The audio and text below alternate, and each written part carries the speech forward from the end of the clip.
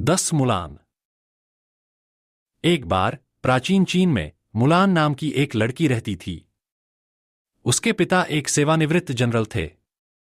उनका मानना था कि लड़कों की तरह लड़कियों को भी लड़ना आना चाहिए।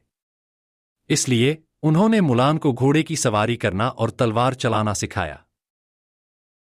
एक दिन सम्राट ने घोषणा की कि उन्हें युद्ध में लड़ने के लिए सैनिकों की आवश्यकता है। प्रत्येक परिवार को एक आदमी को सेना में भेजने का आदेश दिया गया। मुलान के पिता बहुत बूढ़े थे और उसका भाई लड़ने के लिए बहुत छोटा था। और उन दिनों महिलाएं सेना में शामिल नहीं हो सकती थीं। मुलान नहीं चाहती थी कि उसके पिता सेना में शामिल हों। मुझे जाना चाहिए मुलान। न तो तुम और न ही तुम्हारा भाई युद्ध में लड़ सकते हैं। हम सम्राट के आदेश के खिलाफ नहीं जा सकते, मुलान के पिता ने कहा।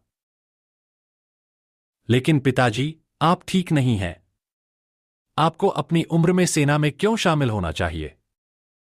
क्या आपने अपने देश के लिए पहले से ही काफी कुछ नहीं किया है? मुलान गुस्से में थी।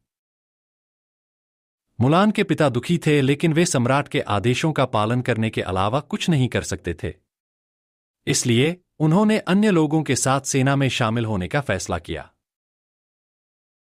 मुलान अपने कमरे में उदास और गुस्से में बैठी थी। काश मैं लड़का होती, उसने सोचा। तभी उसके मन में एक विचार आया, जरूर मैं पिता का कवच पहन सकता हूं और आदमी का वेश धारण कर सकता हूं। पिता ने मुझे घुड़सवारी सिखाई है और मैं तलवार भी बहुत अच्छी चला सकता हूं। अगली सुबह मुलान ने अपने बाल कटवा लिए और अपने पिता के कवच पहन लिए। फिर वह अपने माता पिता के कमरे में गई और उन्हें चुपचाप अलविदा कहने के बाद किसी के जागने से पहले ही घर से निकल गई।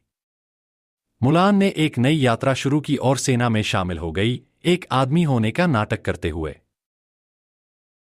मुलान ने कई सालों तक सेना में लड़ाई लड़ी। उन सालों के दौरान वह बहुत सावधान रहती थी। किसी को कभी शक नहीं हुआ कि वह एक महिला है। सेना में उसे एक बहादुर और निपुण सैनिक के रूप में पहचाना जाता था। उसने अपने देश के लिए कई लड़ाइयां लड़ी और जीतीं।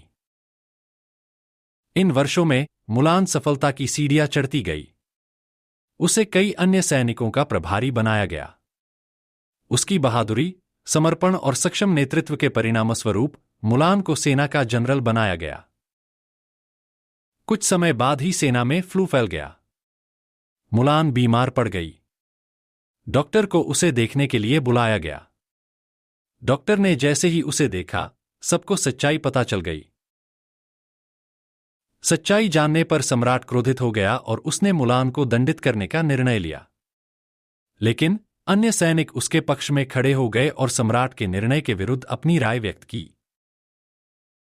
हमने जनरल के मार्गदर्शन में कई युद्ध जीते हैं। उसे कैसे सजा दी जा सकती है?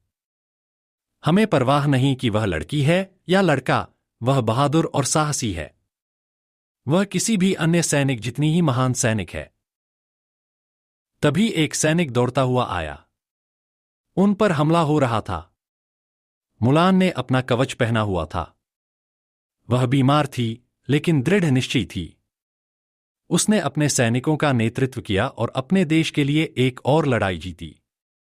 जब युद्ध समाप्त हो गया तो मुलान को स्वयं सम्राट से बहादुरी के लिए एक विशेष पुरस्कार मिला। सम्राट ने उसे शाही सलाहकार की भूमिका की पेशकश भी की थी। लेकिन इतने लंबे समय तक अपने परिवार से अलग रहने वाली मुलान ने विनम्रतापूर्वक इस प्रस्ताव को अस्वीकार कर दिया और घर लौटने का फैसला किया। जब मुलान घर लौटी तो उसके परिवार ने उसका खुशी से स्वागत किया।